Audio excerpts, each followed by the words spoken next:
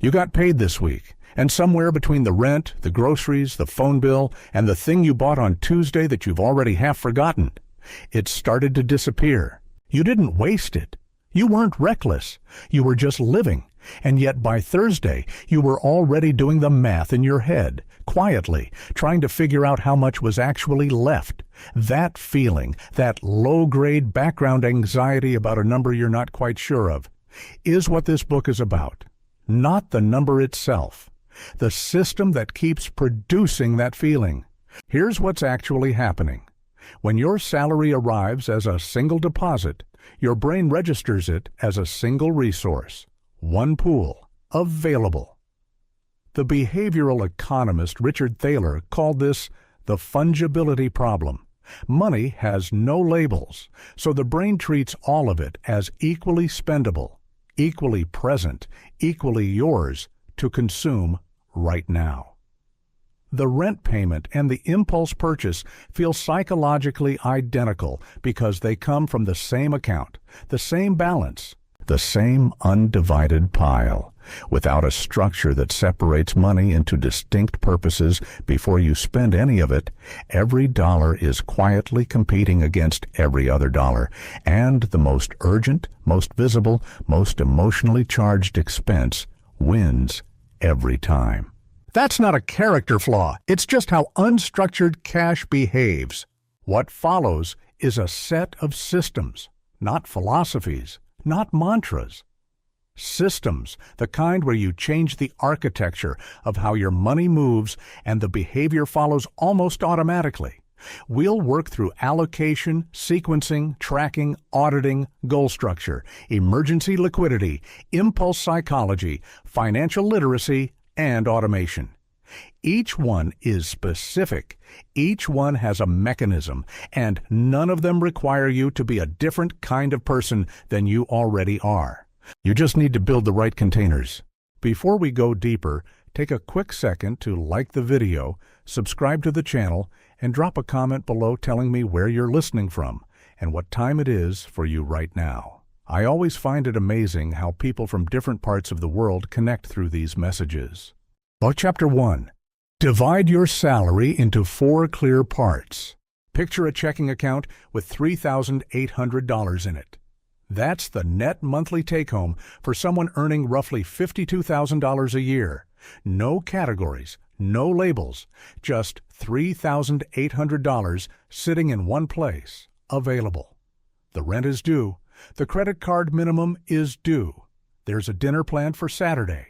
And, somewhere in the background, a vague intention to save something this month. What happens to that $3,800 over the next 4 weeks isn't a mystery. It's almost entirely predictable. Without a structure imposed before spending begins, the money flows toward whatever is loudest. Rent, because it has a deadline. Food, because it's immediate. Entertainment, because it's present and the future isn't. By the 28th, the savings intention is gone. Not because the person failed, because intentions without architecture don't survive contact with real life.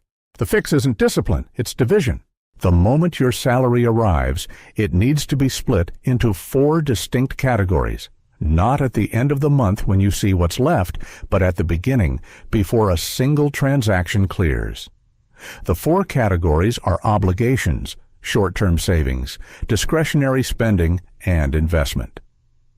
The sequence matters as much as the split. Each category gets funded in order. What doesn't get funded in the lower categories stays unfunded until the higher ones are secure. The first category, obligations, is everything that has a contractual or survival claim on your money. Rent or mortgage, utility bills, minimum debt payments, insurance, groceries at a reasonable baseline. These aren't negotiable and they aren't flexible. They exist before you make any choices. If this category consumes 60% of your income, that's a housing or debt problem to solve over time. But it doesn't change the sequencing. Obligations come first because the consequences of missing them are immediate and structural. A missed rent payment doesn't just cost money. It costs options. The second category is short-term savings, money you're setting aside for a specific planned expense within the next 12 months. A car repair fund, a travel budget, the replacement cost of a laptop you know is aging. This is not your emergency fund, and it's not investment capital. It's the buffer that prevents you from raiding other categories when a predictable expense arrives on an inconvenient timeline. Most people skip this layer entirely, which is why a $600 car repair in March feels like a crisis, even when they knew somewhere in the back of their mind that the car was going to need something eventually. The third category is discretionary spending. What's left for the variable optional parts of your life. Restaurants, clothing beyond the functional minimum, entertainment, subscriptions. The key word here is capped. This category has a ceiling, and when it's empty, it's empty. Not almost empty, not I'll just move a little from savings. Empty. The psychological move here is treating this cap not as deprivation, but as permission. Everything inside the boundary is guilt-free. Nothing outside it gets purchased. That's the deal. The fourth category is investment, money that leaves your immediate financial life to work somewhere else. Stocks, index funds, a retirement account, a small business you're building on the side. The specific vehicle matters less at the start than the habit of funding it consistently. What investment capital actually buys isn't a portfolio. It's the gradual separation of your income from your time. Every dollar that goes into an appreciating asset is a dollar that starts working independently of whether you showed up to work that day.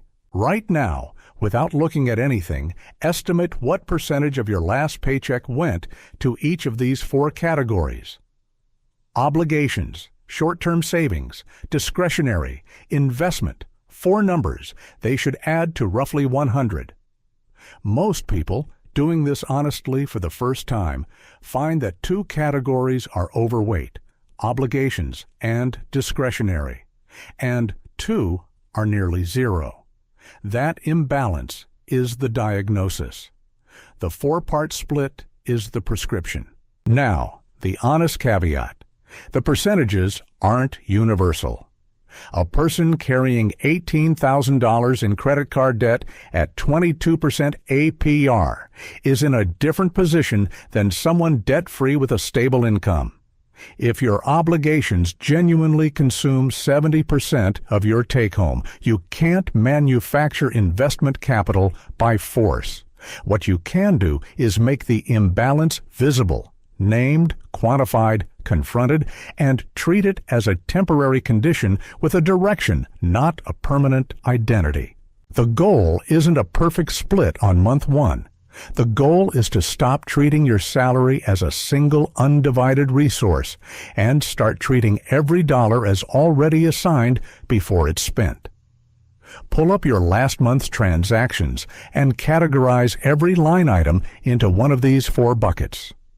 Don't judge the numbers yet. Just sort them. The act of categorization is the first structural change because you can't redesign a system you haven't mapped. The four-part split doesn't guarantee wealth, but living without it almost guarantees that the $3,800 disappears the same way next month as it did this one. Chapter 2. Pay yourself first. You already know you're supposed to save. That's not the problem. The problem is the sequence. Most people operate on what feels like a logical order. Income arrives, bills get paid, life gets lived, and whatever remains at the end of the month moves to savings. It feels responsible. It feels like you're handling your obligations before rewarding yourself. But here's what that sequence actually produces. For the vast majority of people who follow it, the remainder at month's end is functionally zero. Not because they spent irresponsibly on any single thing, but because human spending naturally expands to fill available space. The economic term is induced demand, and it applies to personal cash flow as cleanly as it applies to highway construction. Build a wider road, and more cars appear. Leave more money in a checking account, and more reasons to spend it will materialize. This isn't weakness. It's the predictable behavior of an unstructured system. The inversion is simple in theory and quietly transformative in practice. Savings and investment allocations move first, on payday, before anything else clears. Everything else gets funded from what remains. The paycheck feels smaller immediately. That's the point. The psychologist Daniel Ariely and the economist Richard Thaler spent years studying what they called pre-commitment devices, mechanisms that remove a future choice by making it in advance, under conditions of clarity rather than temptation. The classic example is Ulysses ordering his crew to tie him to the mast before the ship passed the sirens. He didn't trust his future self to make the right decision in the moment. So he removed the decision entirely. Automating a savings transfer on payday is the same architecture. You're not relying on the version of yourself who is tired on a Wednesday evening and sees something appealing online. You're relying on a system you built when your thinking was clear. I'll say this plainly. I spent almost 3 years telling myself I'd save what was left at the end of the month. The remainder was never there. When I finally reversed the sequence and moved $400 to savings the day after every payday, my lifestyle adjusted within 60 days without me consciously deciding to change anything. The math didn't change. The sequencing did. Here's the mechanism that makes this work. When your checking account shows $2,100 instead of $2,800 because $700 has already moved to savings and investment, your brain recalibrates its reference point. Behavioral economists call this anchoring. We make spending judgments relative to available balance, not relative to total income. A $90 dinner feels different when the account reads $2,100 than when it reads $2,800. Same dinner, same price, different psychological weight. The artificial scarcity created by paying yourself first isn't a trick. It's a deliberate recalibration of your spending reference point. There's a version of this principle that gets oversimplified into motivational language. Pay yourself first, repeated as a mantra without the mechanism attached. The mechanism is what matters. You're not just prioritizing savings philosophically. You're exploiting a known feature of how the brain prices available resources. When money is present and accessible, the brain assigns it to present consumption. When it's already gone, already moved, already allocated, already elsewhere, the brain stops pricing it as available. You can't spend what you don't register as spendable. Think of your last paycheck amount. Now, subtract 10% from it. That smaller number. What would your actual life look like if that had been your salary all along? Would you have gone hungry? Would anything essential have gone unpaid? For most people earning a middle-range income, the honest answer is no. The 10% would have disappeared into the same diffuse spending that absorbed it anyway. That gap between what you earn and what you'd notice losing is exactly where your savings should already be living. This principle requires one honest condition to work properly. If your obligations genuinely consume more than 90% of your take-home, the math won't bend to willpower. A person earning $2,400 a month with $2,100 in fixed monthly obligations cannot save 20% by sequencing alone. In that case, the savings first principle is the right destination, but the immediate work is on the obligation side, reducing fixed costs or increasing income until the margin exists to fund it. Don't use this framework to pressure yourself into a savings rate your cash flow can't structurally support. Use it to clarify exactly what margin you actually have. But for most people reading this, the margin exists. It's just being absorbed. Identify the specific day your salary hits your account. Then decide right now on a dollar amount, not a percentage to calculate later, an actual number that will move to a separate savings account within 24 hours of that deposit. Set the transfer today. Start with an amount that feels slightly uncomfortable but won't break anything. You can adjust it. What you can't recover is another month of the sequence running in the wrong direction. The version of you who builds savings isn't more disciplined than you are. They just change the order of operations. Chapter 3. Track every expense daily.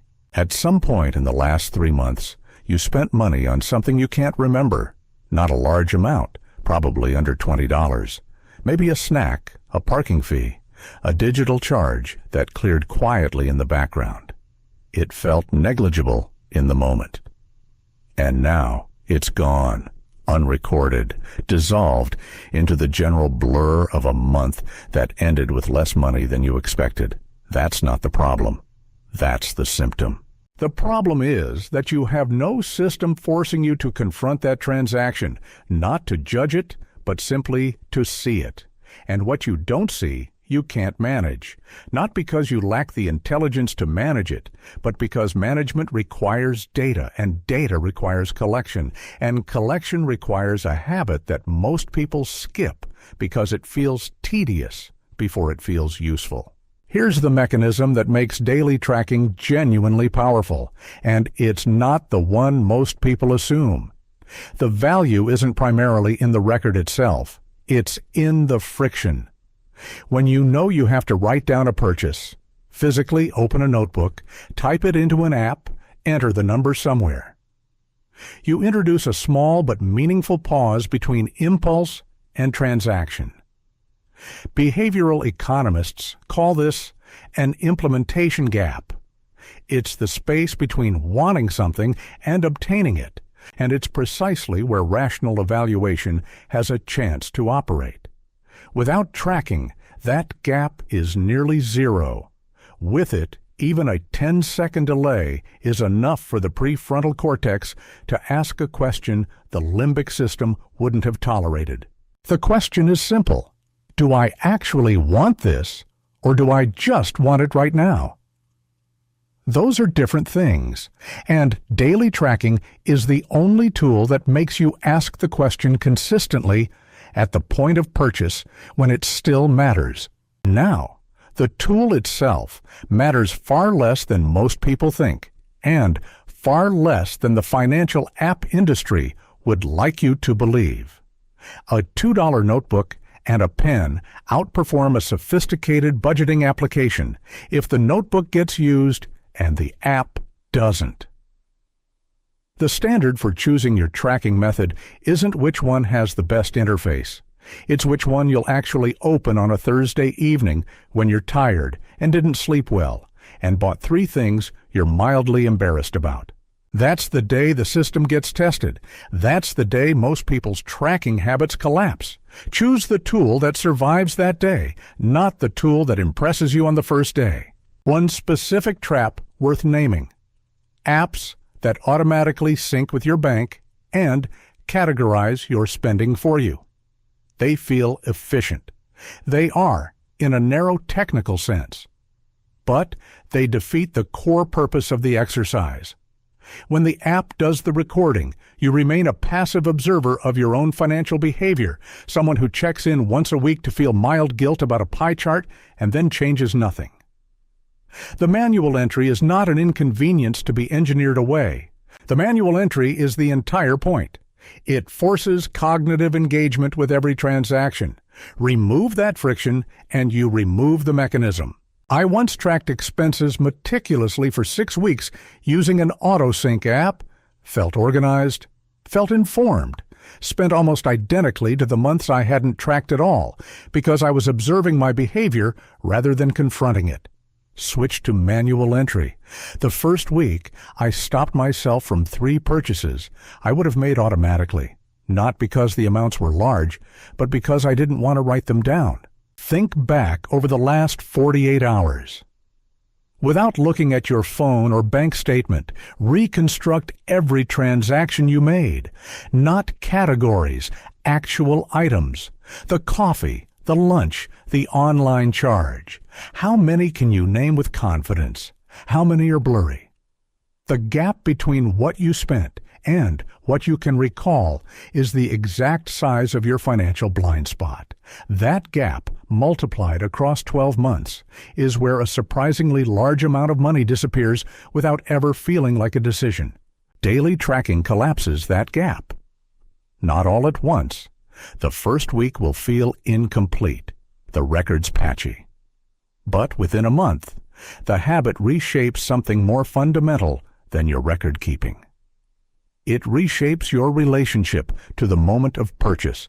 You start to experience spending as a visible act rather than an ambient one. And visible acts get evaluated. Ambient ones don't. One practical note on categories. You don't need many. Food, transport, housing, subscriptions, personal, and miscellaneous will cover the vast majority of transactions for most people. The goal isn't taxonomic precision. It's pattern recognition. You're looking for the category that consistently surprises you when you see the monthly total. That category is where the work is.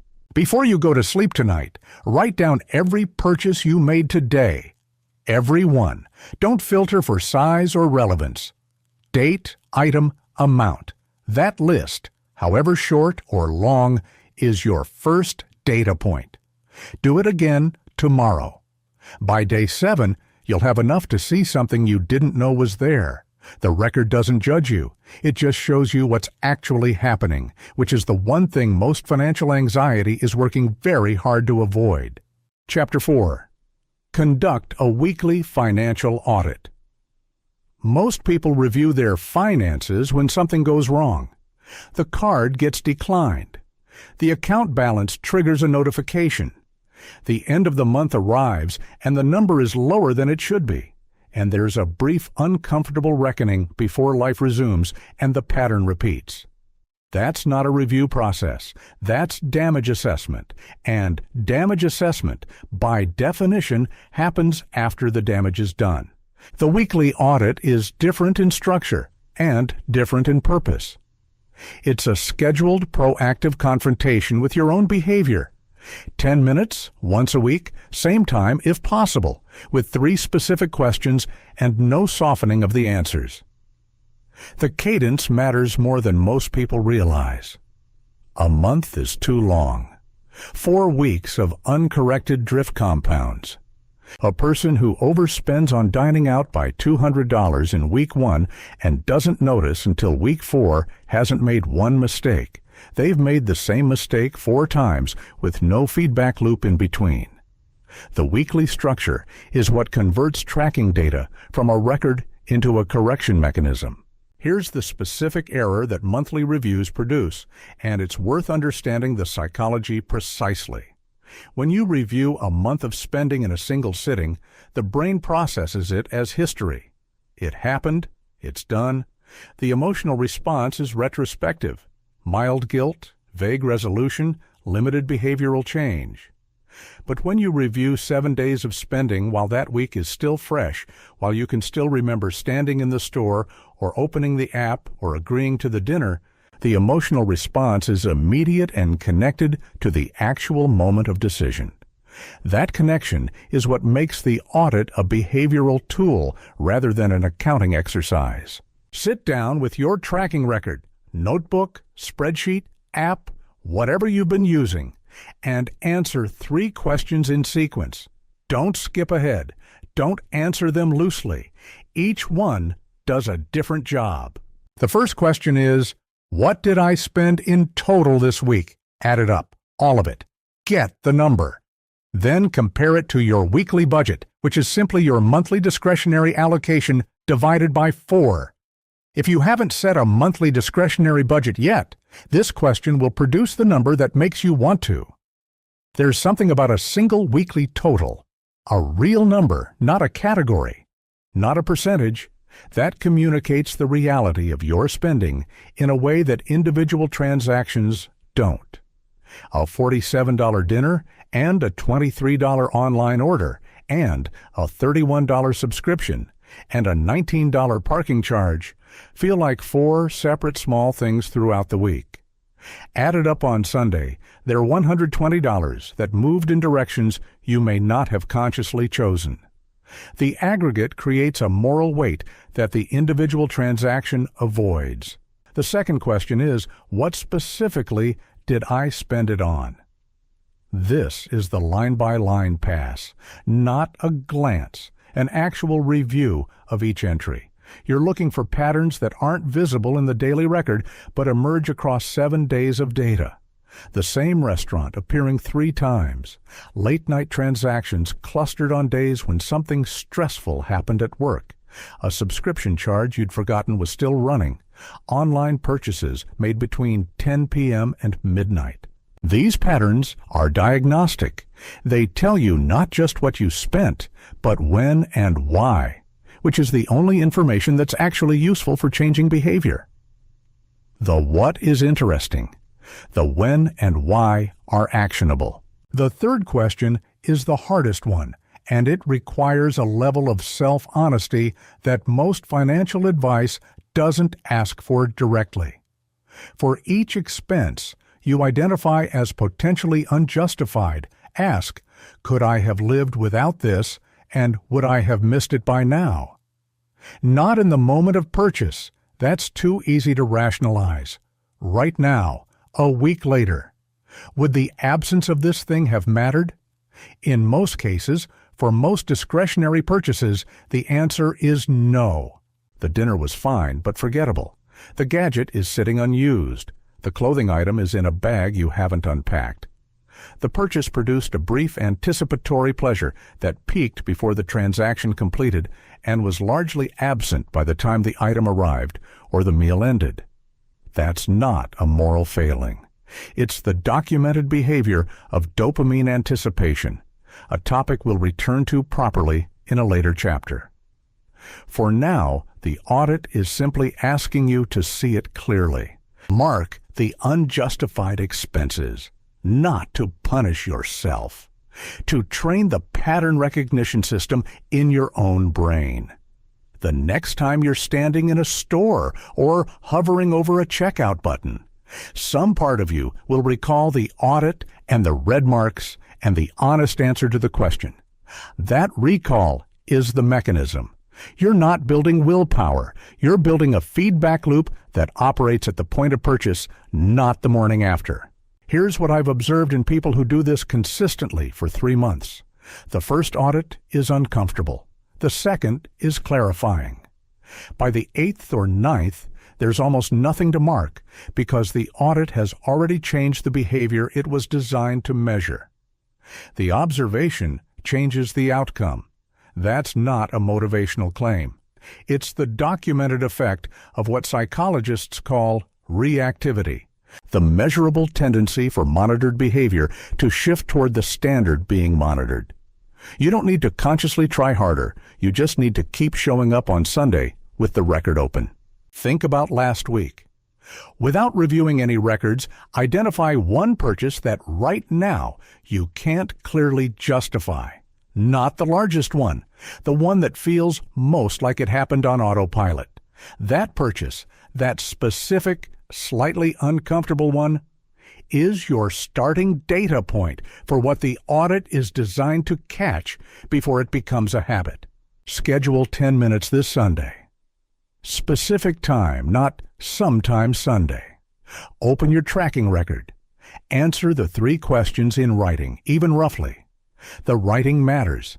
It forces articulation, and articulation forces clarity that mental review conveniently avoids. The audit doesn't fix your finances. It fixes your relationship to information about your finances, and that, as it turns out, is most of the work. Chapter 5. Set specific time-bound financial goals. Here's a question worth sitting with for a moment. If someone asked you right now, not what you hope for financially, but what you are specifically working toward, could you answer with a number and a date? Not a range, not something around a figure, an exact amount and an exact deadline. Most people can't. And that inability isn't a planning failure. It's a design failure. The goal was never built in a form the brain could actually use. Vague savings intentions are extraordinarily common and extraordinarily ineffective, and the reason has nothing to do with motivation. It has to do with how goal pursuit circuitry actually operates in the brain. Neuroscientists studying the prefrontal cortex have found that the goal-directed behavior system requires a specific target to activate properly. Save more money doesn't constitute a target in any neurologically meaningful sense. It's a direction without a destination, the cognitive equivalent of telling someone to drive north without naming a city. The car moves briefly and then finds reasons to stop. But save $4,000 by October 31st for a car replacement fund. That's a target. The brain can calculate the distance between here and there. It can generate sub-goals, it can register progress, it can feel the approach. The difference in outcomes between these two formulations is not marginal, it's structural. Parkinson's law, the principle that work expands to fill the time available for its completion, applies to savings with an almost uncomfortable precision. Give yourself an open-ended goal with no deadline, and the savings timeline will expand indefinitely, accommodating every temptation and interruption along the way. Impose a specific deadline and something changes in how you allocate daily decisions. The dinner out gets weighed against the deadline. The impulse purchase gets measured against the remaining distance to the target. The deadline creates a conversion rate between present spending and future progress.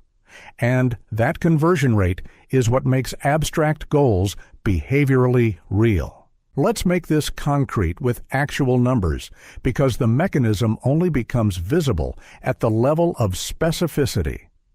Say you decide to build a $3,600 emergency starter fund.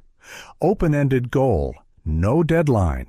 At a median savings rate of roughly $150 a month, which is what most people actually save when saving is optional, that fund takes 2 years to build.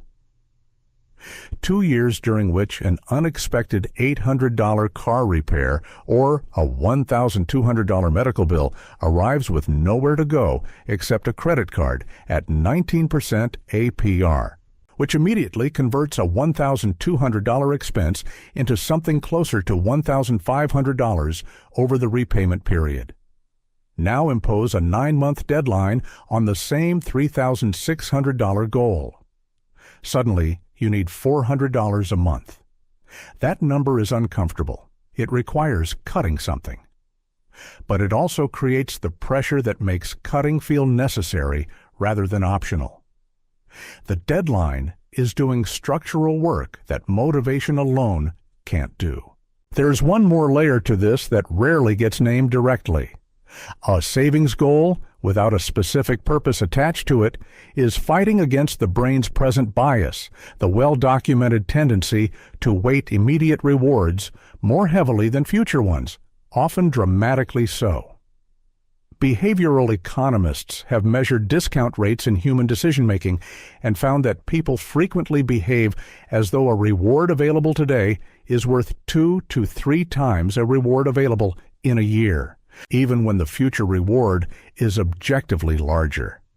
Abstract savings, money going somewhere unspecified for a future that's undefined, asks you to override present bias with nothing but discipline. That's a losing battle over time.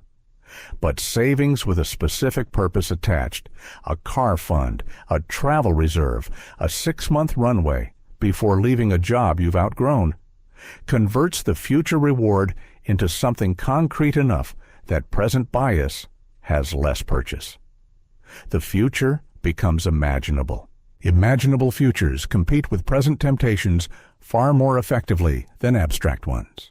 I'll be direct about something here. For years, I saved with a general intention rather than a specific target. The money accumulated slowly, got rated for things that felt urgent, and reset repeatedly.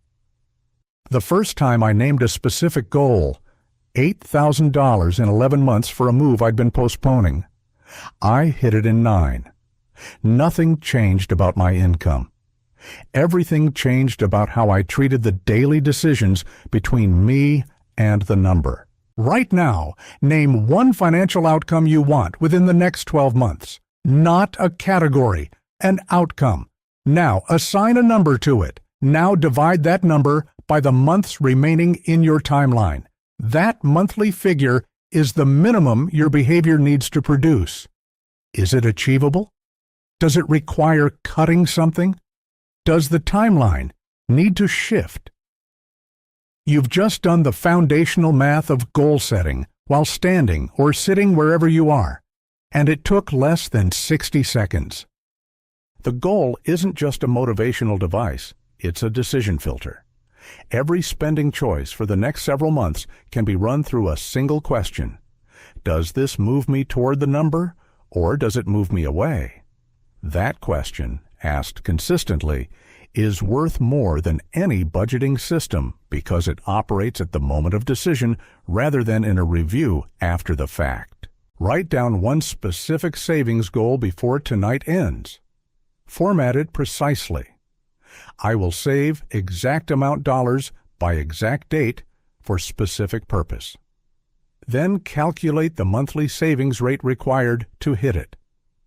Put that monthly number somewhere visible. A note on your phone, a number on a whiteboard, a reminder that fires on the first of each month. The goal needs to be present in your daily environment to exert consistent pressure on daily decisions.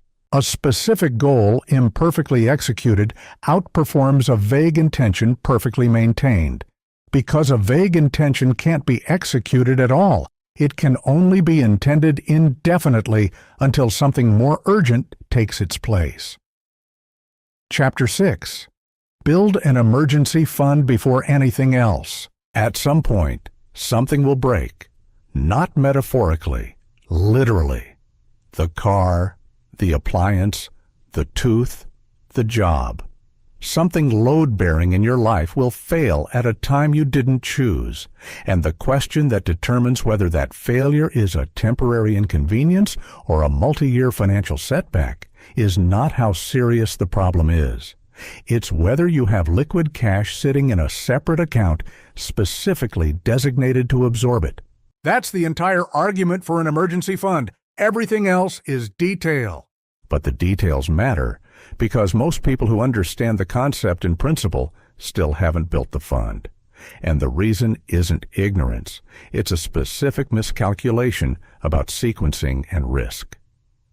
The common logic runs like this. I'll build the emergency fund once I have my other finances in order. Once the debt is more manageable, once the investments are started, once things stabilize a little. This feels reasonable. It is, in fact, exactly backwards. The emergency fund isn't the reward for getting your finances in order. It's the precondition for keeping them in order once you do. Here's the mechanism that makes this precise. Consider someone who has been diligently investing $300 a month into an index fund for 8 months. They have roughly $2,400 in investments, plus whatever market movement has occurred. Then the transmission on their car fails, a $1,600 repair due immediately with no liquid cash available. What happens next determines whether the last 8 months of discipline paid off or not. Without an emergency fund, they have 3 options. They can liquidate part of the investment account, which means selling assets potentially at an inopportune time, incurring transaction costs, and possibly triggering a taxable event depending on account type. They can put the $1,600 on a credit card at 19% to 24% APR, converting a $1,600 car repair into something closer to $1,900 or $2,000 by the time it's repaid. Or they can borrow from someone, which has its own costs.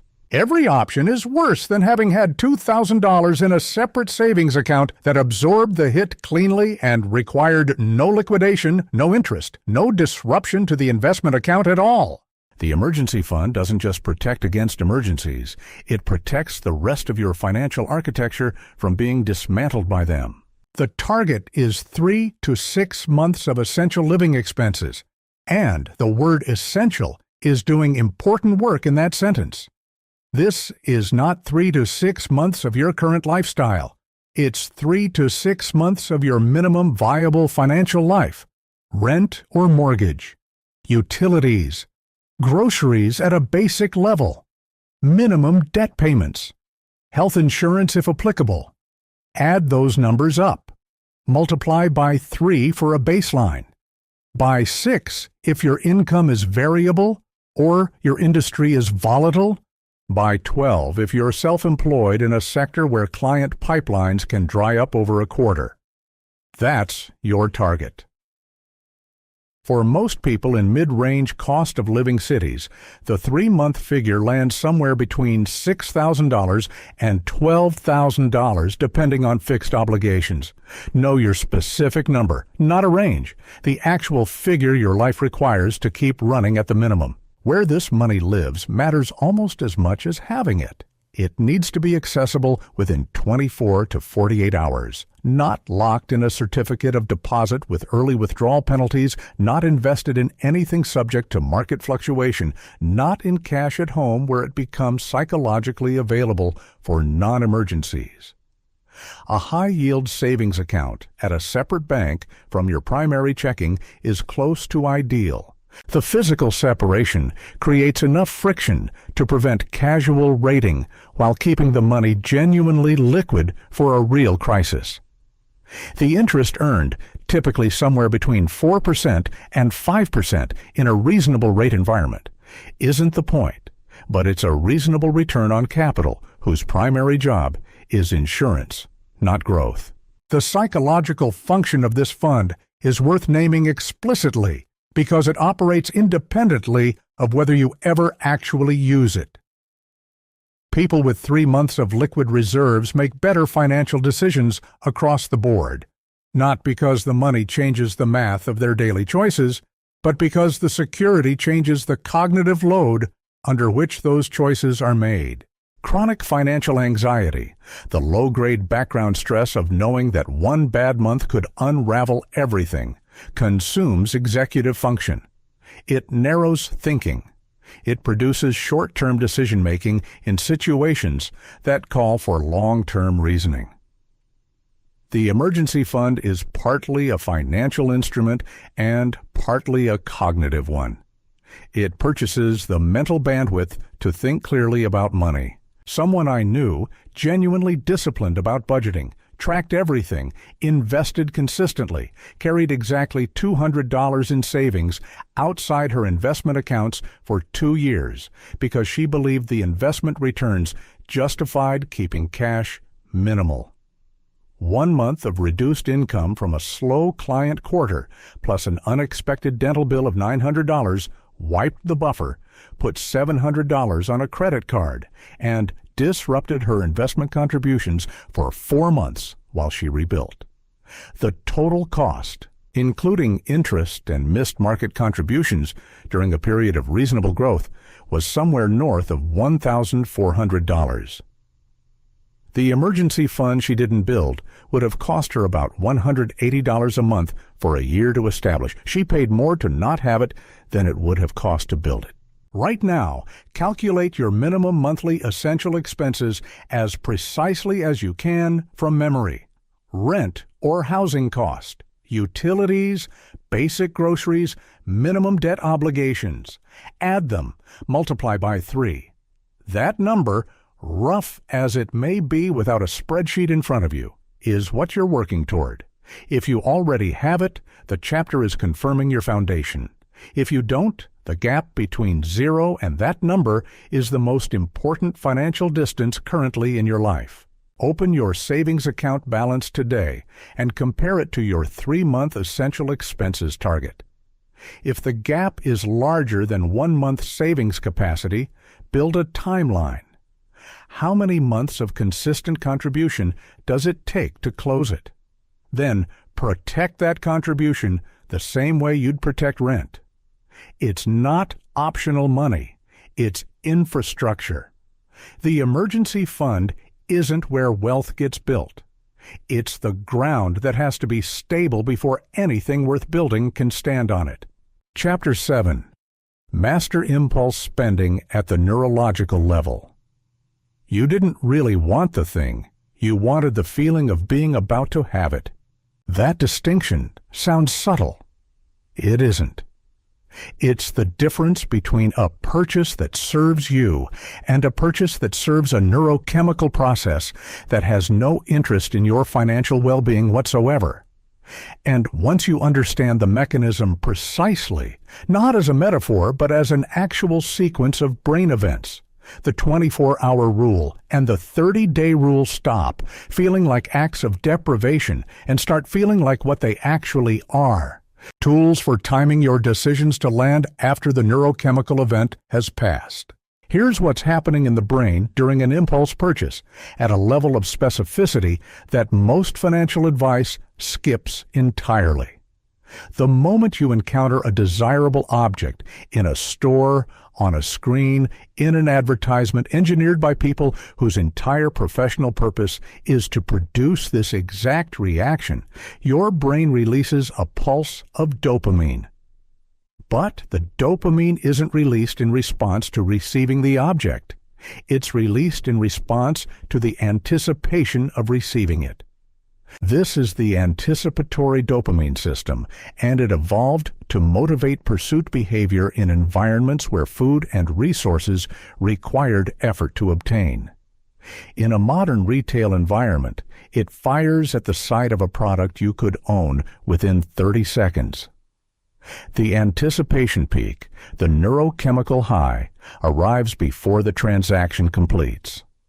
By the time you're walking out of the store or the confirmation email arrives, the dopamine has already begun to recede. The item you now own produces a fraction of the pleasure that wanting it did. This is not a character flaw. It's the documented behavior of a reward system operating in an environment it wasn't designed for. The marketing industry understands this mechanism with considerable precision. The techniques designed to exploit it are not accidental. They're applied neuroscience. Artificial scarcity messaging. Only 3 left in stock. Offer ends tonight. Is designed to compress your decision window to a point where the anticipatory dopamine peak is active and your prefrontal cortex hasn't had time to evaluate the purchase rationally. The countdown timer on the checkout page is not informational. It's pharmacological. It's keeping the dopamine spike elevated long enough to complete the transaction before clarity can intervene. The 24-hour rule is a direct countermeasure to this specific manipulation. When you encounter a non-essential item you want to buy, set a personal threshold. Somewhere between $30 and $50 is reasonable for most budgets. You stop. You don't add it to a cart. You don't save it for later on the retailer's platform because saved carts with countdown timers are a retention mechanism, not a service. You step away entirely and impose a mandatory 24-hour waiting period before the purchase decision is permitted to occur. During those 24 hours, the anticipatory dopamine peak subsides completely. The artificial urgency manufactured by the marketing context dissolves, and your prefrontal cortex, the part of the brain responsible for evaluating long-term consequences, comes back online with full access to the decision. What you typically find 24 hours later is that the desire has either significantly diminished or vanished entirely. The item that felt essential at 8 p.m. on a Tuesday looks like what it actually is by Wednesday evening, an object that would have cost you $65 and produced perhaps 2 weeks of minor satisfaction before joining the background clutter of your home. For larger purchases, anything above roughly $150, though the threshold shifts with income, the 30-day rule extends the waiting period to match the magnitude of the financial impact. Write the item down on a list with the date and the price. That list is important. It's a record of your impulses, and reviewing it after 30 days is clarifying in a way that's difficult to replicate. The majority of entries will have lost their urgency entirely. Some will have been forgotten. A small number will still seem genuinely useful after a month of reflection, and those are the purchases worth making with full deliberation from the discretionary budget.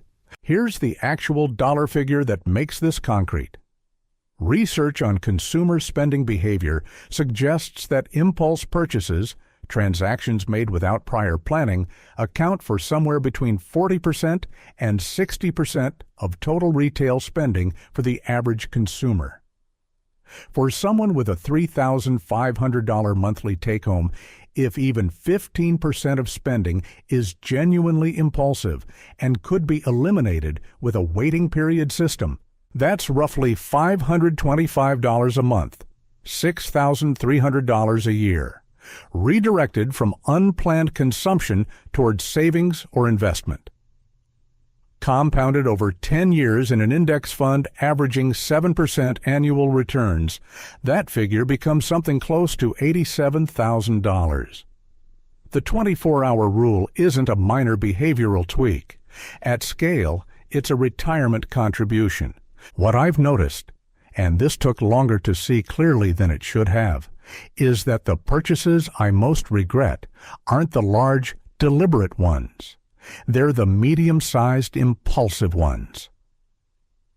The $80 item bought on a tired evening that seemed completely reasonable at the time and sits unused 3 months later. The accumulated weight of those transactions across a year is more significant than any single large discretionary purchase I consciously chose. The large purchases got evaluated. The medium impulsive ones slipped through exactly because they were small enough not to trigger scrutiny, but frequent enough to matter. Think of one purchase you made in the last 2 weeks that you haven't used or thought about since buying it. Not the most expensive thing, the most forgettable one. Now ask, if the 24-hour rule had applied, would you have gone back for it? In most cases, honestly, no. That item is the tuition payment for understanding what the waiting period actually protects you from. The deeper shift that consistent application of this principle produces isn't financial, it's perceptual. After several months of practicing deliberate delay, the anticipatory dopamine spike starts to feel recognizable as a distinct mental state rather than a transparent window onto genuine desire. You begin to experience wanting something as a sensation to observe rather than a signal to act on. That perceptual shift is worth more than the money it saves because it operates automatically in every spending context without requiring conscious effort each time. Set a personal impulse threshold. Pick a number between $30 and $75 and decide right now that any non-essential purchase above that amount requires a 24-hour pause before you're permitted to buy it. Write the rule down somewhere you'll see it. The rule only needs to work once to pay for itself. The first $60 purchase it stops you from making impulsively has already justified the entire system. You didn't want the thing, you wanted the feeling, and that feeling was already fading before you got to the register. Chapter 8. Build financial literacy as an ongoing practice. There's a number worth knowing before this chapter goes any further. A person who saves $400 a month for 20 years in a standard savings account, earning 1% annual interest, ends up with roughly $105,000. The same person saving the same $400 a month for the same 20 years in a diversified index fund, averaging 7% annual returns, a figure that reflects the long-run historical average of broad market indices, not a guarantee, ends up with approximately $261,000. Same discipline, same monthly contribution, same 2 decades of consistent behavior. The difference between those two outcomes, $156,000, is not produced by working harder or earning more. It's produced entirely by knowing something, specifically knowing the difference between storing money and deploying it. That gap is what financial illiteracy costs, not in abstract terms, in real dollars, on a timeline that applies directly to anyone reading this. The problem with how most people approach financial education is that they treat it as a one-time acquisition rather than an ongoing practice. They read one book, or take one course, or absorb one set of principles, and then consider themselves financially informed permanently. But the financial landscape isn't static in the way that, say, geometry is static. The rules change. Tax legislation gets rewritten. Interest rate environments shift dramatically over the course of a decade.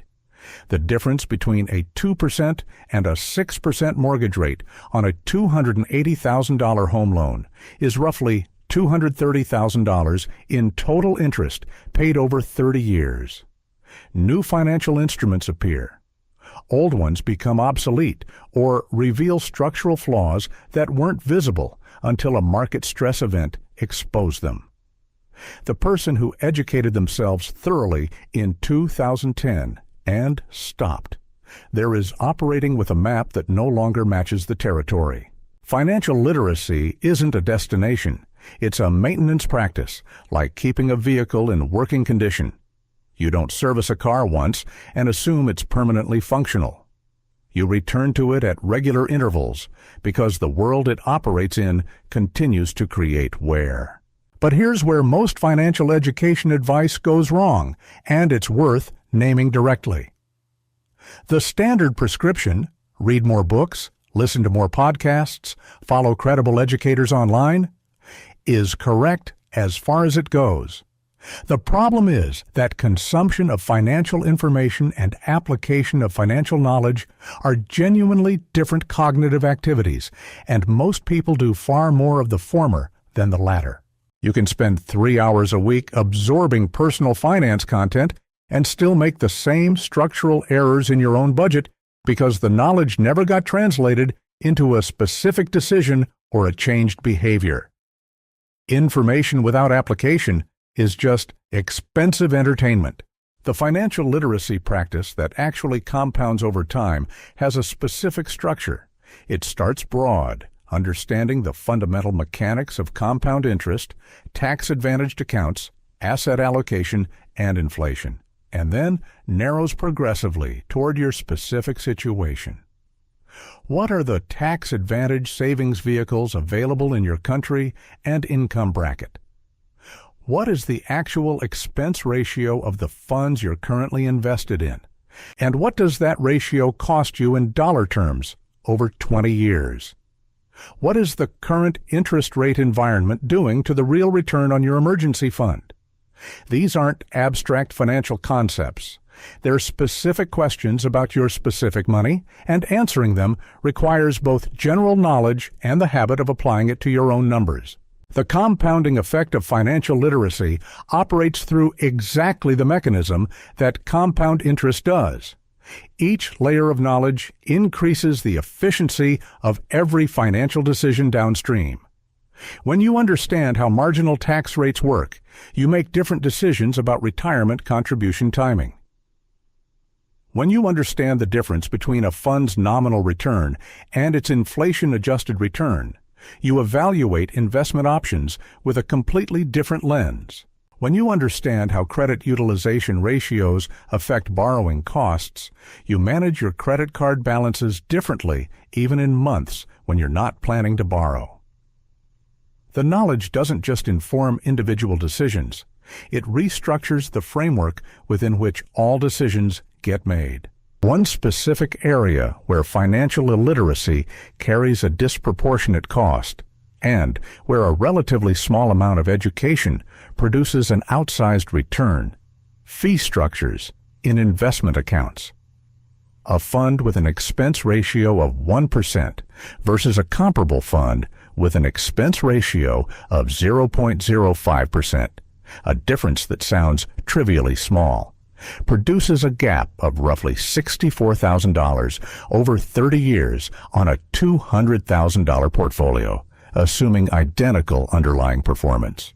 Most people holding high-fee funds don't know the fee exists, can't locate it in their account documentation, and have never calculated what it costs in dollar terms over their investment horizon. That's not a failure of discipline, it's a failure of literacy. And it's entirely correctable with about 45 minutes of focused research. Right now, pick one financial term you've encountered in this book or elsewhere that you've never fully understood. Compound interest, expense ratio, dollar cost averaging, marginal tax rate, whatever it is. Hold it in your mind. That term represents a gap between your current financial literacy and a decision you could be making better. One term, one gap. One afternoon of focused reading to close it. The return on that afternoon, applied over the course of a financial life, is almost certainly higher than the return on any single investment you'll make. Something I've taken longer than I should have to act on, understanding the precise tax treatment of different account types in my own situation. The general concept was clear. The specific application to my income level and contribution timeline not clear enough, not for long enough. The cost of that vagueness is difficult to calculate exactly, which is part of what makes it easy to ignore. But it's real. The structure of an ongoing financial literacy practice doesn't need to be elaborate.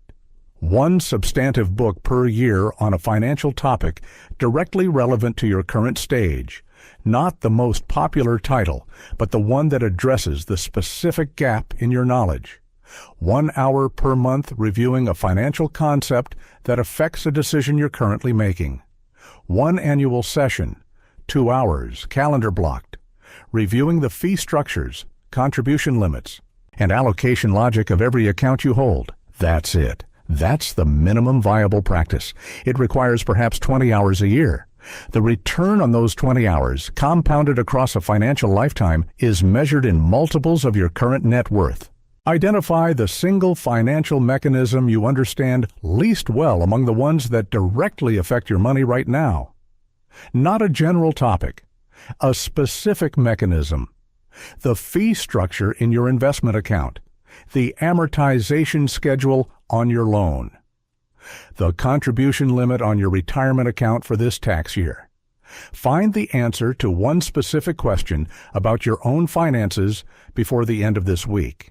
That specificity is what separates financial education that changes behavior from financial education that produces a vague sense of being more informed.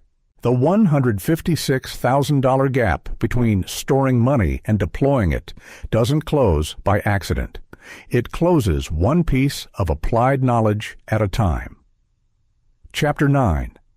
Automate your financial system. Willpower is not a personality trait. It's a resource. And like every resource, it depletes. The research on this is consistent enough to be treated as settled for practical purposes. The psychological concept of ego depletion, documented extensively by Roy Baumeister and colleagues, describes the measurable decline in self-regulatory capacity that occurs as a result of making decisions. Every choice you make throughout a day draws from the same cognitive reservoir that governs financial discipline. By the time you arrive home on a Wednesday evening after a full workday, having navigated dozens of decisions ranging from trivial to consequential, your capacity for rational self-regulation is genuinely diminished. Not as an excuse, as a physiological fact. The version of you making financial decisions at 9 p.m. is neurologically less equipped to resist temptation and enforce long-term thinking than the version of you who set up an automated transfer on a calm Sunday afternoon. This is why automation is not a convenience feature. It's the logical conclusion of everything this book has covered so far. Every system we've discussed, the 4-part salary split, the pay yourself first sequencing, the savings targets, the emergency fund contributions, depends at its execution layer on a human being choosing to act correctly in a specific moment. And human beings, reliably and predictably, do not always choose correctly in specific moments. We are tired. We are stressed. We tell ourselves we'll transfer the savings next week when things are less tight. We find the investment contribution sitting in the checking account and convince ourselves it should stay there one more month while we handle something that feels urgent. None of this is weakness.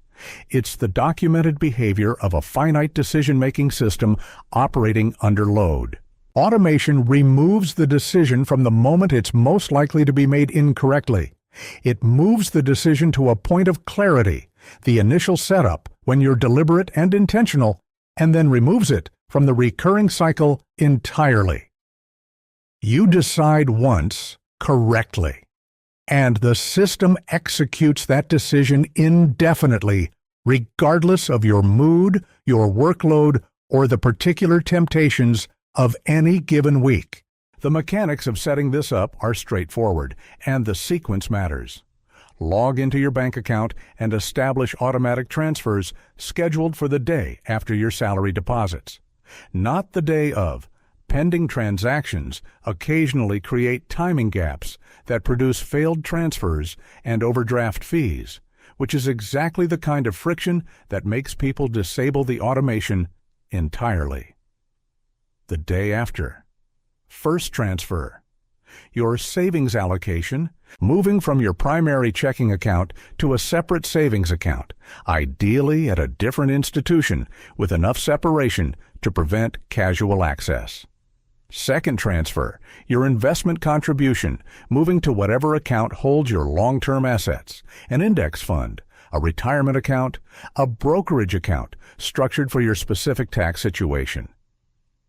Third, your fixed obligations, configured as automatic payments directly to the creditors or service providers they belong to. That sequence, savings first, investment second, fixed obligations third, mirrors the priority structure established in Chapter 2. What remains in your checking account after those 3 automated movements is your actual spending money, not your income with good intentions attached. Your actual, genuinely available, already allocated everything else spending money. The psychological difference between those two things is enormous. When you look at a checking account balance that already has savings and investments removed, you're seeing a real number, a number that represents what you're actually permitted to spend, rather than a number inflated by allocations you haven't made yet and intentions you might not follow through on. The concept that explains why this works so reliably comes from implementation intentions research, a body of work developed primarily by psychologist Peter Gallwitzer. The finding, replicated across dozens of studies, is that specifying the exact when, where, and how of a planned behavior increases follow-through rates dramatically compared to simply intending to perform the behavior. I will save money this month is an intention. On the 16th of every month, $450 moves automatically from my checking account to my savings account is an implementation intention. The difference in execution rates between these two formulations, across populations, across contexts, across types of planned behavior, is not marginal. It's the difference between a system that runs and a system that stalls.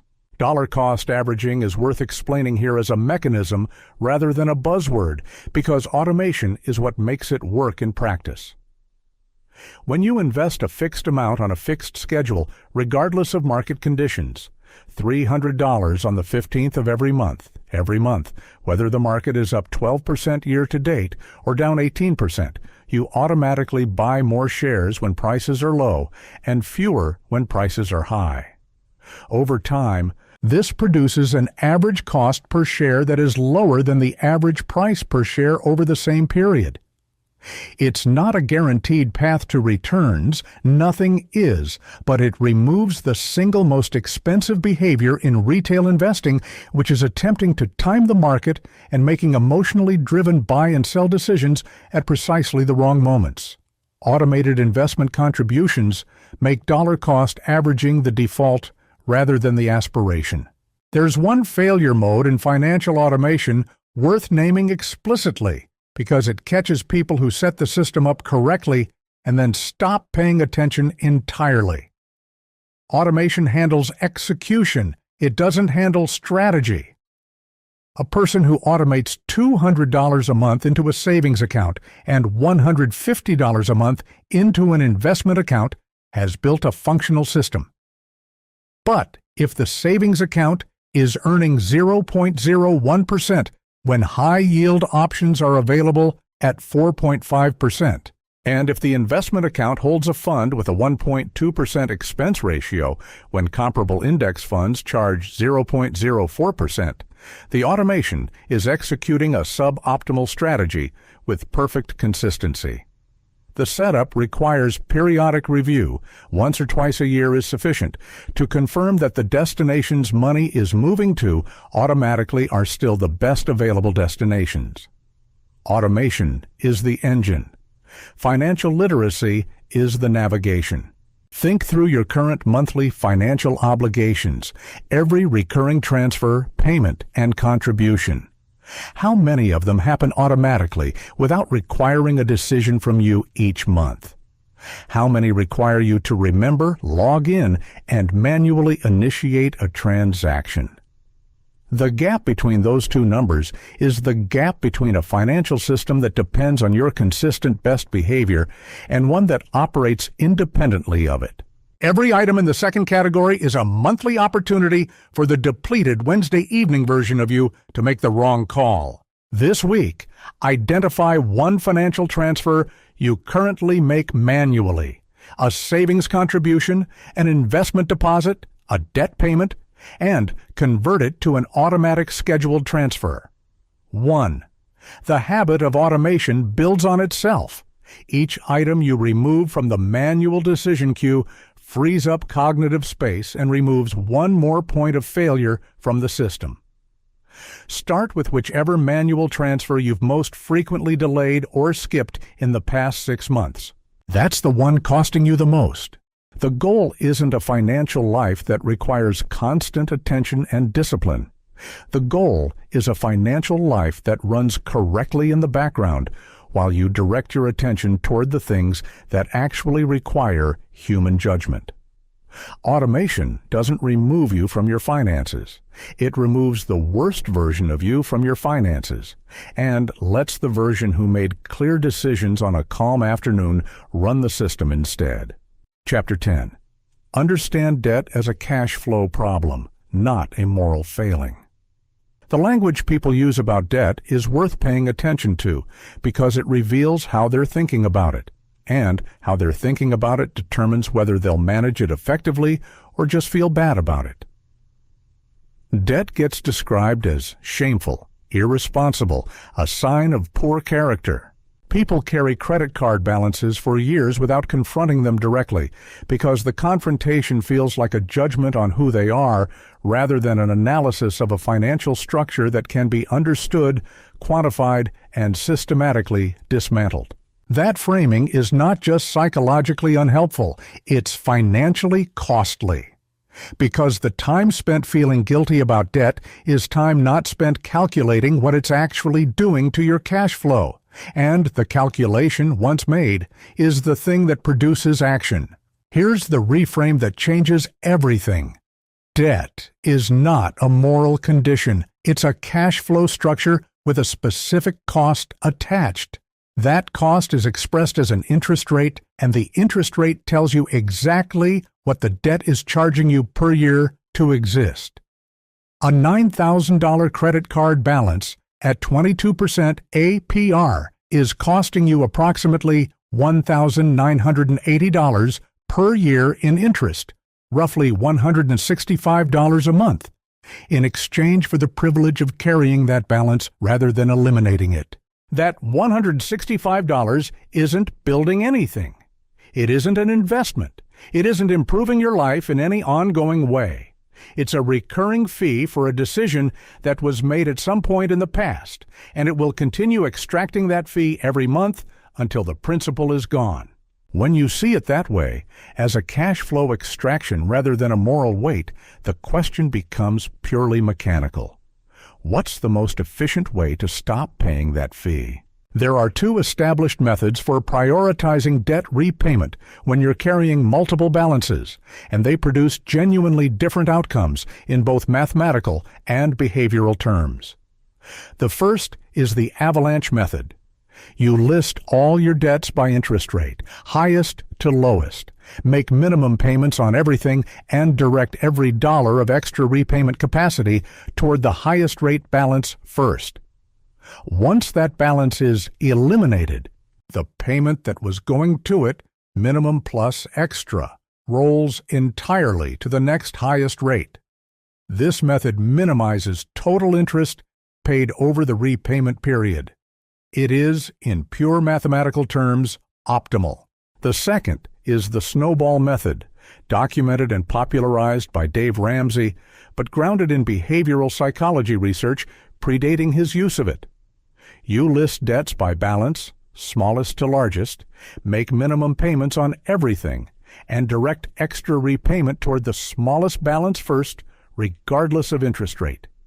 Once the smallest balance is eliminated, that payment rolls to the next smallest. This method doesn't minimize interest paid, but it generates faster early wins, the psychological experience of accounts being fully closed, which research suggests improves follow-through for people whose primary obstacle is motivation rather than math. The honest answer to which method you should use depends on which obstacle is actually in your way.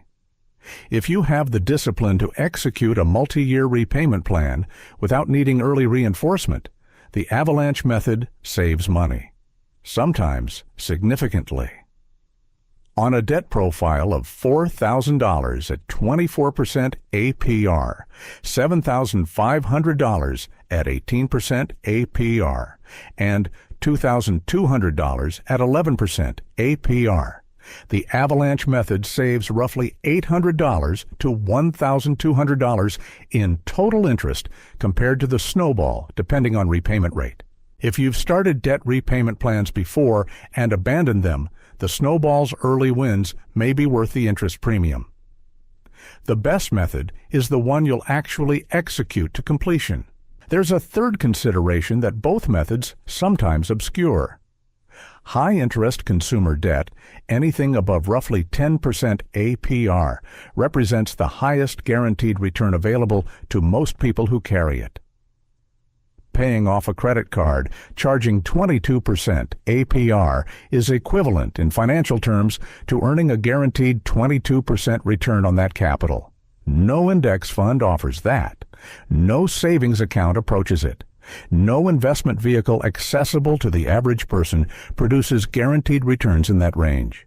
This means that for anyone carrying high APR consumer debt, the mathematically correct allocation of any surplus cash is almost always toward debt elimination before investment, with the single exception of capturing employer matching contributions in a retirement account, which typically represent an immediate 50% to 100% return on contributed capital and therefore outperform even high-rate debt repayment. The sequencing, then, for someone carrying both high-interest debt and access to an employer retirement match looks like this. Contribute enough to the retirement account to capture the full employer match. Build a minimal emergency buffer, $1,000 to $2,000, so that a small unexpected expense doesn't immediately recreate the debt you're eliminating. Then direct every available dollar of surplus toward the highest rate debt using the avalanche method. Only after high-rate consumer debt is eliminated does it make sense to redirect that surplus toward broader investment contributions. The numbers on this sequencing are not subtle. Someone earning $48,000 a year carrying $11,000 in credit card debt at an average of 21%, APR, is paying approximately $2,310 annually in interest. If they redirect $400 a month toward aggressive repayment, above minimums, that debt is gone in roughly 26 to 28 months, depending on minimum payment structure. The $2,310 annual interest expense they were paying permanently disappears from their cash flow. That's the equivalent of a $2,310 annual raise, tax-free, achieved entirely through repayment sequencing rather than income growth. I carried a balance on a single credit card for almost 2 years, not a large one, never above $2,400, telling myself the interest was manageable and I'd clear it when things evened out. The total interest paid over those 22 months was somewhere around $690, not a catastrophic number, but $690 for nothing. No asset created, no experience purchased, no value received. Just the cost of avoidance. That's the number I think about when debt starts to feel too uncomfortable to look at directly. If you're currently carrying any interest-bearing debt, try to recall the approximate balance and interest rate of your highest rate account. Multiply the balance by the interest rate. That annual figure, however rough, is what that debt is currently extracting from your cash flow every year in exchange for nothing. Hold that number. That's not a moral weight. That's a fee you can stop paying. List every debt you currently carry. Balance, interest rate, minimum monthly payment. If you have more than one, identify whether your repayment obstacle is primarily mathematical or primarily motivational, and choose your method accordingly. Then calculate what happens to your cash flow in the month after your highest rate debt is fully eliminated. That number, the payment that disappears and becomes yours, is what you're actually working toward. Debt doesn't define you, but the interest rate does define the cost of carrying it, and that cost, calculated clearly and confronted directly, is almost always the most persuasive argument for eliminating it faster than feels necessary. Chapter 11. Know what your money is actually doing right now. Most people manage their monthly cash flow with reasonable attention and have almost no idea what their actual financial position is. These are different things, and conflating them is one of the more expensive blind spots in personal finance. Cash flow management, tracking income, controlling spending, directing savings, is the operational layer of your financial life. Net worth is the scoreboard. And a surprising number of people who are genuinely disciplined about the operational layer have never once looked at the scoreboard. Net worth is a single number, assets minus liabilities. Everything you own that has monetary value minus everything you owe. That's it. The calculation isn't complex. What's complex, or rather, what's uncomfortable, is doing it honestly and completely for the first time. Because the number it produces is often not what people expect in either direction. Some people doing this calculation for the first time discover they're in a significantly better position than their daily financial anxiety suggested. That the disciplined saving of the last several years has accumulated into something real, something that a monthly budget review never made visible because no single month looked impressive. Others discover the opposite. That years of reasonable monthly management have nonetheless produced a net worth that is zero or negative, because the asset side of the ledger is thin and the liability side has been quietly expanding through student loans, car financing, and revolving credit balances that were each individually manageable but collectively constitute a structural problem. Both discoveries are valuable. Neither is available to someone who only ever looks at this month's income and expenses. Here's how to build the snapshot. Start with assets. List everything that holds genuine monetary value. The balance in every bank account, every investment account, every retirement account. The current market value of any real estate you own, net of what you'd realistically receive after transaction costs. Not the purchase price. The current market value. The current resale value of your vehicle, which you can find in roughly 90 seconds with any major used car valuation tool. The cash value of any life insurance policies that carry one. Don't include personal possessions, furniture, clothing, electronics, unless they have genuine resale value you could actually realize. The goal is a realistic asset figure, not an optimistic one. Then, liabilities. Every debt balance to the dollar. Mortgage or rent arrears if applicable. Car loan outstanding balance. Student loan balance. Credit card balances, not limits, balances. Personal loans, medical debt. Any other obligation that legally requires repayment. Add them up. Subtract liabilities from assets. That number is your current net worth. Write it down with today's date. Now, here's what that number actually tells you, and what it doesn't. It doesn't tell you whether you're doing well or poorly in any absolute sense. Net worth is highly context-dependent on age, income history, geographic cost of living, and starting circumstances. A 28-year-old with a net worth of negative $15,000 due entirely to student loan debt from a degree that's generating income is in a fundamentally different position than a 28-year-old with negative $15,000 due to credit card debt accumulated without a corresponding income asset. Same number, completely different structural reality. What the net worth snapshot does tell you is whether your financial behaviors are producing accumulation or erosion over time, because the value of this calculation isn't in the single data point. It's in the trend. Calculate your net worth today. Calculate it again in 6 months. The direction and magnitude of the change between those two numbers is the most honest assessment of whether your financial system is working that exists. More honest than how you feel about your spending. More honest than whether you hit your savings target any given month. More honest than the balance in your checking account the day before payday. The net worth trend captures everything: income growth, debt reduction, investment returns, savings accumulation, and the offsetting effects of any lifestyle inflation in a single comparable figure. The specific mechanism worth understanding here is the difference between liquid net worth and total net worth, because the gap between them determines how resilient your financial position actually is under stress. Total net worth includes all assets.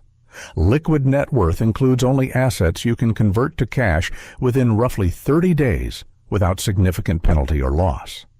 For many people, especially those with meaningful retirement account balances accumulated over years of consistent contribution, the total net worth looks reassuring, but the liquid net worth is thin. A person with $85,000 in a retirement account, $4,200 in savings, and $22,000 in various debts has a total net worth of approximately $67,200, but a liquid net worth closer to negative $17,800. Because the retirement account carries early withdrawal penalties and tax consequences that make it unavailable for near-term use without significant cost. That gap between what you nominally own and what you can actually access is where financial fragility hides in otherwise apparently stable financial situations. There's a behavioral consequence to calculating net worth regularly that goes beyond the information it produces. It shifts your financial identity from transaction level to structural. When your reference point is this month's budget, the wins and losses are small and frequent. A good week, a bad week, a month where you hit your savings target, and a month where you didn't. When your reference point is your net worth trend, the unit of measurement changes. You're watching something accumulate over quarters and years rather than fluctuate over weeks. That longer horizon changes what feels important. The $80 impulse purchase looks different when you're thinking in terms of its contribution to a net worth trend rather than its impact on this week's discretionary budget. Not because the dollar amount changed, because the frame did. Something worth naming directly. The first time I calculated my actual net worth, not estimated it, actually added everything up. The number was lower than I'd been implicitly assuming in a way that wasn't dramatic, but was clarifying. I'd been optimizing cash flow carefully for about 2 years, while a student loan balance I'd been making minimum payments on had barely moved. The monthly minimum felt responsible. The balance sheet told a different story. That calculation changed the repayment priority immediately. Right now, without looking at any accounts, estimate your net worth. Assets you can name: checking, savings, investments, retirement accounts, vehicle value. Liabilities you can name: every debt balance you carry. Rough numbers. Subtract one from the other. Now ask yourself honestly, is that number higher or lower than you'd have guessed if someone had asked you last week? The gap between your estimate and the actual figure, when you calculate it properly, is the size of the blind spot this chapter is designed to close. This weekend, spend 30 minutes building your first complete net worth snapshot. Use a simple spreadsheet, 2 columns, assets and liabilities, with a total at the bottom. Date it. Save it. Set a reminder to repeat the calculation in exactly 6 months. The second calculation, compared to the first, will tell you more about whether your financial system is actually working than any single month of careful budgeting ever could. Cash flow tells you how money is moving. Net worth tells you where it's going. You need both to know where you actually stand. Chapter 12. Build multiple income streams before you need them. The most dangerous financial assumption most people carry isn't about spending or saving. It's about income. Specifically, the assumption that the single source of income currently funding their life will continue to do so indefinitely, at its current level, on its current schedule. That assumption feels reasonable because it has been true every month so far. But its track record of being true in the past is not evidence of its reliability in the future, and the cost of discovering that distinction at the wrong moment, without preparation, is severe enough to warrant treating it as a structural risk rather than a remote possibility.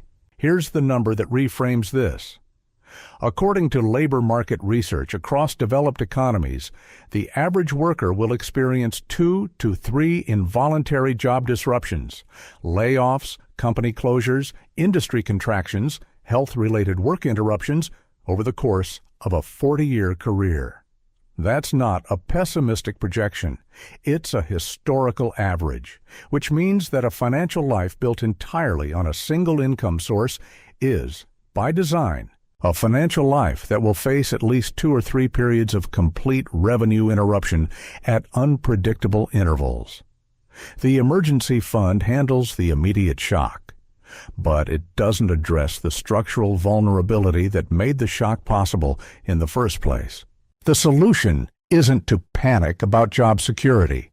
It's to treat income diversification the way you treat any other structural financial risk, methodically, in advance, while the pressure is off.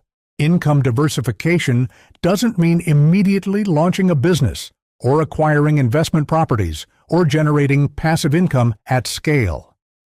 Those are destinations, not starting points. The starting point is understanding the 3 categories of additional income available to most people, and being honest about which one fits your current situation, skill set, and available time. The first category is active secondary income, work that exchanges time for money outside your primary employment, freelancing in your professional skill area, consulting on a project basis, part-time work in an adjacent field, teaching or tutoring. The economics here are straightforward. You're monetizing existing capability without the overhead of building a business. A software developer earning $70,000 annually who takes on 2 freelance projects per year at $3,000 each has increased their effective income by roughly 8.5% without changing their primary employment relationship. That additional $6,000, directed entirely toward debt elimination or investment rather than lifestyle expansion, compounds meaningfully over 5 years. The limitation of this category is that it scales with time, and time is finite. But as a starting point, it's the most accessible entry into income diversification for most people. The second category is asset-based income, returns generated by capital you've deployed rather than time you've contributed. Dividends from equity holdings, interest from bonds or high-yield savings instruments, rental income from property, royalties from intellectual property. The defining characteristic of this category is that it generates cash flow independently of your labor, which is precisely what makes it valuable as a diversification layer. The limitation is that it requires capital to initiate, which means it's typically built gradually from the investment allocation established in Chapter 1 rather than created from scratch. A portfolio of $40,000 in dividend-paying equities averaging a 3% yield generates $1,200 annually. Not transformative on its own, but structurally significant as income that continues arriving regardless of your employment status. The third category is scalable income, revenue from something you've built that can generate returns beyond the direct input of your time. A content channel, a digital product, a small e-commerce operation, a service business with the capacity to hire. The economics of scalable income are attractive in theory. The same effort that produces $500 in month 1 can produce $5,000 in month 18 if the underlying asset gains traction. The limitation is the timeline and the uncertainty. Most scalable income projects require 12 to 24 months of consistent effort before generating meaningful revenue, and many never reach the threshold where they justify the time invested. This category belongs in a diversification strategy, but not as the primary one, not before the active secondary income layer has been established and the asset-based income layer has been seeded. The sequencing that makes income diversification sustainable rather than exhausting follows a specific logic. You don't attempt to build all 3 categories simultaneously because the cognitive and temporal cost of doing so typically degrades performance in your primary income source, which remains, for most people, the largest single revenue line and the one worth protecting. Instead, you establish the active secondary income stream first, because it requires the least setup time and generates cash relatively quickly.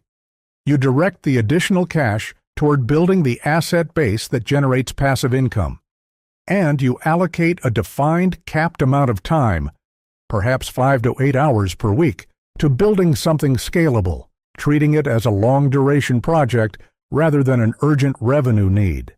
The psychological shift that income diversification produces operates independently of the dollar amounts involved. A person earning $52,000 from a single employer and $4,000 from secondary sources is not in a dramatically different financial position from a purely numerical standpoint, but they are in a dramatically different psychological position. The secondary income creates a proof of concept, evidence that their financial survival is not entirely contingent on the continuation of a single relationship with a single organization. That evidence changes risk tolerance. It changes negotiating posture in employment conversations. It changes how a layoff announcement feels when it comes. The income diversification isn't just financial insurance. It's cognitive insurance against the particular anxiety of total dependency. There's a timing consideration that most people get wrong, and it's worth naming directly. The instinct is to begin building secondary income when the primary income feels unstable, when layoffs are rumored, when the industry is contracting, when the employment relationship has become difficult. That instinct is backwards. Building income diversification under pressure with an urgent timeline produces worse outcomes than building it from a position of stability. The freelance client acquired out of desperation gets different terms than the one acquired while you still have the leverage of not needing the work. The investment account seeded while debt-free compounds differently than the one started while simultaneously managing repayments. The scalable project built during stable employment gets more consistent attention than the one launched in response to a crisis. The time to build a second income stream is when you least feel you need one. I spent 4 years meaning to develop a secondary income source while my primary employment felt secure. The cost of that delay, measured in foregone compound returns on capital, I could have been accumulating, and in the anxiety of a period when the primary income did become temporarily uncertain, is difficult to calculate exactly. Roughly $18,000 in foregone investment contributions over those 4 years, at a conservative 7% return over the subsequent decade, represents something close to $35,000 in unrealized future value. That's what comfortable procrastination on income diversification actually costs. Not the abstract concept of missed opportunity. A specific number on a specific timeline. Right now, identify one skill you currently use in your primary employment that someone outside your organization would pay for on a project basis. Not a hypothetical skill you'd like to develop, one you already have that already generates value in your current role. Consulting, writing, analysis, design, instruction, technical problem solving, financial modeling, whatever it is. Now ask, is there a market for that skill outside your current employer? If the answer is yes, which it almost always is, you already possess the raw material for a secondary income stream. The gap between possessing the skill and monetizing it is almost entirely a matter of deciding to begin. This week, identify one concrete step toward a secondary income source, not a plan. A step. Research the going rate for freelance work in your professional area. Draft a profile on a platform relevant to your skill set. Reach out to one professional contact about potential project work. The step doesn't need to be large. It needs to be real, specific, and completed before the week ends.